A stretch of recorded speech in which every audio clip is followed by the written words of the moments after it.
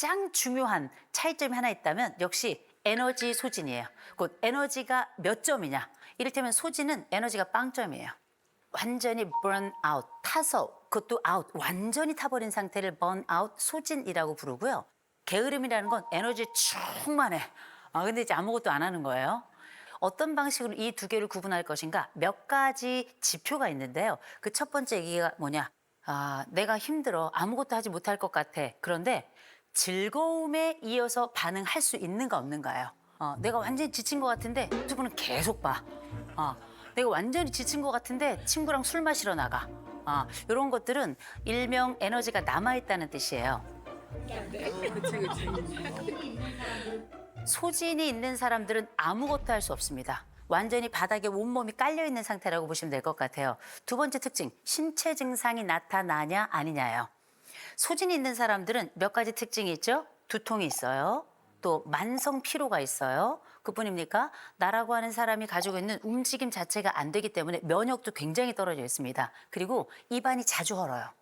그리고 눈이 늘 빨갛고 이런 특징이 있다면 소진이 크게 일어난 사람이다 볼 수 있고 또 하나가 흔적이 있습니다. 내가 왜 이렇게 피곤하지? 내가 왜 이렇게 무기력하지? 그런데 게으른 사람들은 그 이전에 2, 3일 전을 생각해 보죠. 그때도 한 일이 없어. 그런데 소진이 있었던 사람들은 그 이전에 분명히 엄청나게 달렸던 기억들이 있어요. 그 흔적들이 선명합니다. 그렇구나. 또 하나, 게으른 완벽주의자 들어보셨죠? 완벽하게 어떤 결과가 나올 것 같지 않으면 난 시작도 하지 않아. 완벽주의 때문에 생겨나는 이 무기력, 이 양상을 동반하고 있는 건데 요새 20대들이 이 게으른 완벽주의자들이 좀 많거든요. 어렸을 때부터 학원을 다녀가지고 진짜 열심히 살았어요. 근데 막상 달려봤더니 아무것도 없는 거예요. 그랬을 때 이 사람들이 경험하는 일종의 무기력 같은 것들이 실패를 한다면 이건 무능이야. 실패와 무능을 동가로 치는 이어지는 더 중요한 것들을 선택할 때에도 계속 영향을 미친단 말이에요. 그래서 이거는 남이 어떻게 할 수가 없어요. 이거는 스스로가 자기를 인정해주고 스스로가 자기의 점수를 매겨줘야 돼요. 게으름 완벽주의자들이 요청하는 점수는 100점 만점에 늘 100점입니다. 근데 스스로 얘기해야 돼요. 60점도 괜찮아. 이렇게 말해줘야 돼요. 매일 일지처럼 한번 적어보세요. 이걸 어쩌면 우리는 60점 일기라고 적어보면 좋을 것 같아요. 이 세 가지 질문을 꼭 했으면 좋겠어요. 나는 오늘 어떤 시도를 했었나? 내가 한 가지라도 시도한 게 있다? 그러면 나는 괜찮은 거예요. 두 번째, 난 오늘 하루 중에 무엇을 배웠나? 한번 적어보세요.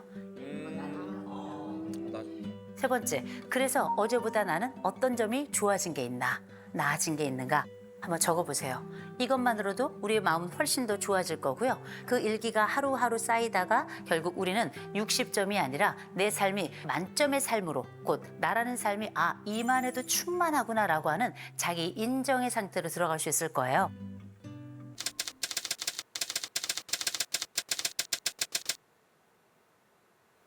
소리, 냄새 막 이런 게 너무 예민해요.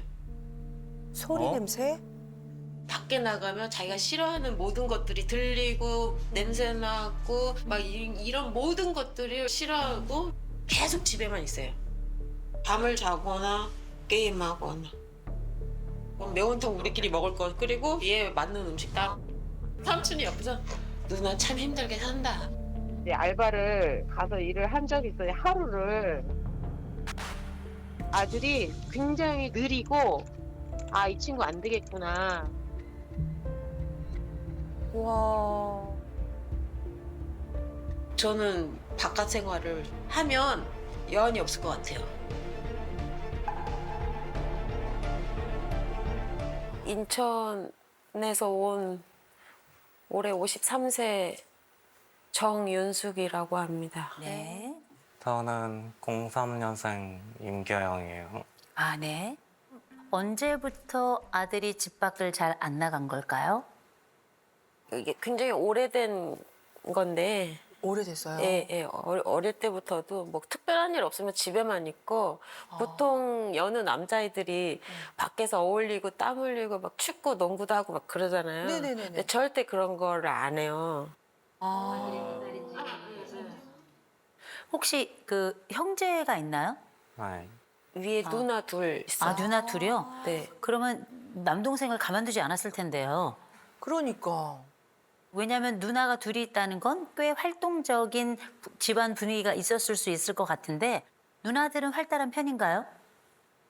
네. 아, 그런데 이제 막내 만 그래요. 아들이고 막내 아들만 좀 조용한 편이다. 어렸을 때부터 그랬다. 이제 이 말씀을 하시는 거죠? 네. 우리 아들이 지금까지 살면서 밖에 안 나간다. 얼마나 오랫동안 안 나간 적 있어요? 한 달. 한 달 정도? 한 달 정도? 한 달. 아, 와. 한 달 정도 아예 현관문도 벗어나지 않은 거예요? 아예. 야, 근데 아까 전에 영상을 좀 제가 봤더니 하루 만에 아르바이트인가 뭔가 잘렸다는 얘기 들었는데 알바는 왜 자른 거예요? 그러면 하루?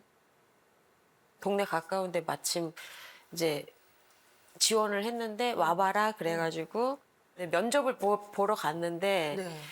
그 사장님이 일을 시켰나요? 잘하나 못하나 일까지 시켜봤는데 애가 이렇게 손을 막 발발발발 떨고 그 덩치에 비해서 힘을 잘 못 쓰는 것 같고 좀 힘들어하는 게 느껴지니까 그 우리랑 인연이 아닌 것 같다. 더 체력을 늘려서 와라. 뭐 그렇게 그런 식으로 이제 좋게. 실례지만 무슨 알바? 아, 닭튀김 시장통 안에 뭐 닭튀김집이었는데 아, 각종 치킨집. 튀김도 팔고 막 그랬나 봐요. 그런데 그날 밤에 와가지고 네. 버스 타고 오는 과정에서 자기가 눈물이 났대요. 눈물이 났다. 네. 나는 무슨 일을 잘 못하는 사람이라고 스스로 그렇게 느끼고 잘 말을 하고 막 이러니까 그런 생각 가지면 안 되는데 그치. 사회생활 하는 게 얼마나 역경이 많아요. 맞아요. 별의별 일을 다 겪는데 그런 건 아무것도 아니다. 그렇게 얘기를 해도 잘 이제 피부로 와닿지는 않는 것 같아요. 아니 근데 제가 듣기에 24살이라고 하셨는데 졸라인데. 아들이 그 밖을 나가기 두려워하는 어려워하는 이유가 있을까요, 어머님?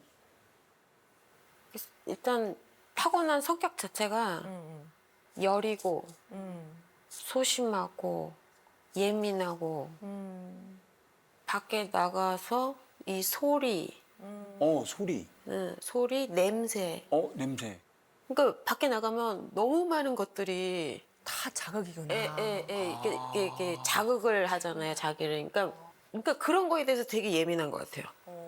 그 집 자체가 그냥 편한 거죠. 아무 자극이 없으니까. 네. 그리고 김치를 제가 사왔는데 저는 아무렇지도 않아. 근데 김치에서 세제 맛이 난다는 거야. 세제 맛. 그럼 저는 전혀 모르겠거든요. 세제 맛. 소리는 어때요? 어떤 소리가 가장 힘들어요? 소리요? 저는 어릴 때부터 가족들이랑 같이 하잖아요. 그러면은 왼쪽은 이렇게 귀를 베개로 이렇게 하고 오른쪽은 팔로 막아서 잤어요. 아, 귀를 막고 자는구나. 들리니까. 그렇지 않으면 잠을 잘 수 없으니까. 진짜 오감이 엄청 예민하다. 오감이 예민해. 잠깐 근데 아드님 졸려요? 졸려요? 네? 졸려요? 졸리다기보다 어지러워가지고 어지러. 평소에 또 밖에 나가면 머리가 좀 어지러워가지고 머리가 어지러워요.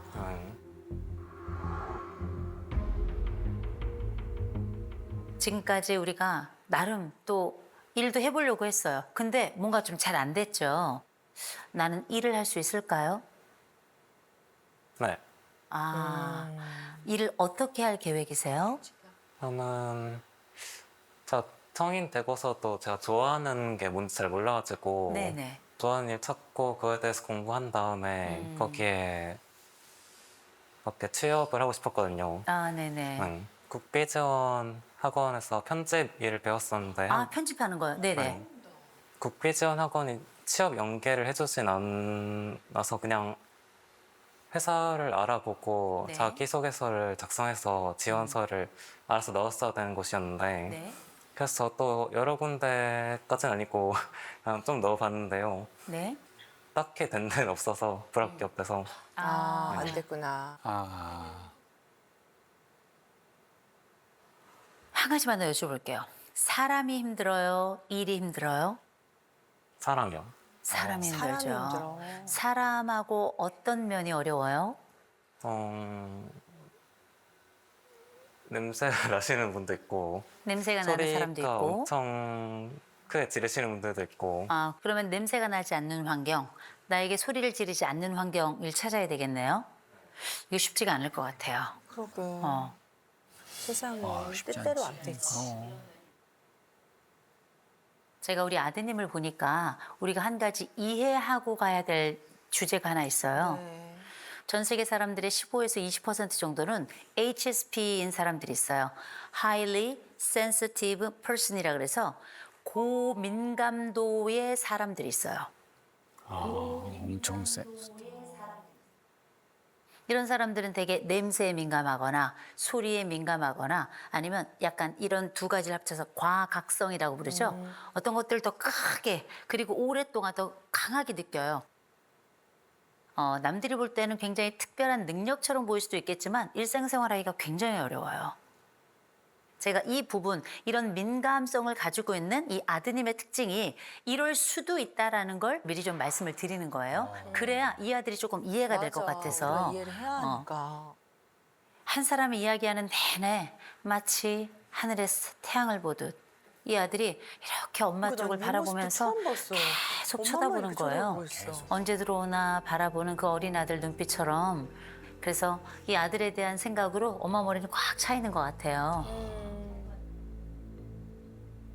우리 아들은 불안이 70이에요. 아이고. 꽤 높아요. 엄마에게 말하지 않지만 걱정을 하고 이 걱정을 그냥 혼자 가지고 있는 사람이에요. 또 한 가지 아드님이 지금 자율성이 12점이에요. 자율성이 12점이라는 얘기는 의존도가 굉장히 높다는 거예요. 자기 스스로 결정할 수 있는 게 많지 않다고 생각하는 거거든요. 근데 사회적 민감성이 0점이에요. 사회적 민감성이 0점이라는 얘기는 뭐냐면 다른 사람들이 어떻게 느끼는지, 다른 사람들이 어떻게 이런 상황에 이런 것을 원하는지를 잘 몰라요. 그래서 눈치가 없어요. 눈치 없다는 얘기는 옛날부터 들었을 거예요. 안 들었어요. 안 들었어요? 눈치가 빠르다고 하던데요. 눈치가 빠르다고요? 그런 사람이 이렇게 느리기 어려워요.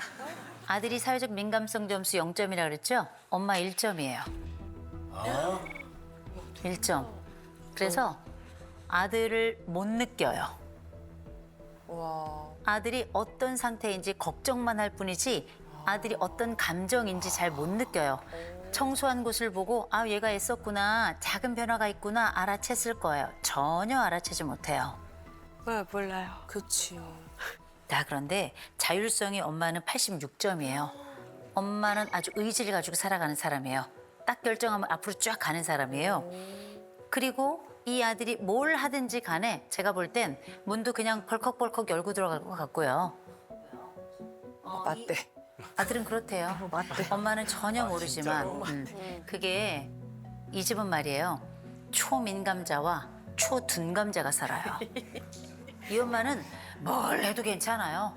그리고 이 아들의 속도를 못 견뎌요. 왜? 엄마는 성질이 급하거든요. 아들은 느린다. 그래서 엄마가 지금 있을 땐 옆에서 도움 좋은데 이 엄마가 너무 경계를 침범해요. 네, 급해요. 그래서 얘기는 뭐냐? 엄마는 나에게 묻지 않아요. 엄마가 결정하는 거죠. 제가 좀 여쭤볼게요.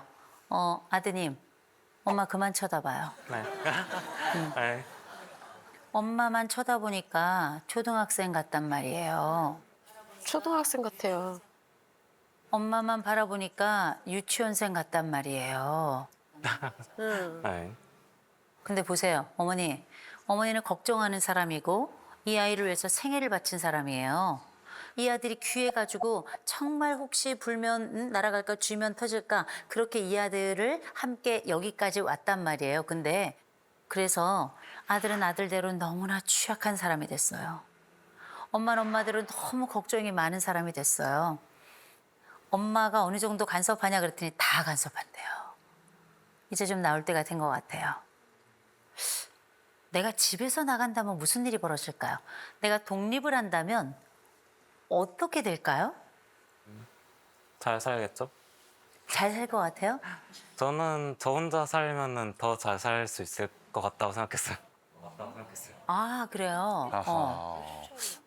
그런데 왜 안 나갈까요? 나가고 싶긴 한데 네. 아무래도 돈을 벌어서 아, 그 집을 구해야 되잖아요. 근데 아직 아무것도 안 했으니까 네. 나갈 수가 없는 거죠. 아.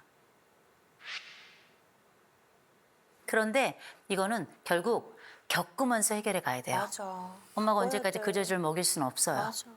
용기 내서 부딪히고요. 맞아요. 어깨빵도 좀 이렇게 당해야 되고요. 맞아요. 어깨빵이라는 건 뭐냐면 사회의 어깨. 바꿔야 돼. 어머니 저 보세요. 어머니가 오늘 돌아가시면 이 아들 어떡하죠?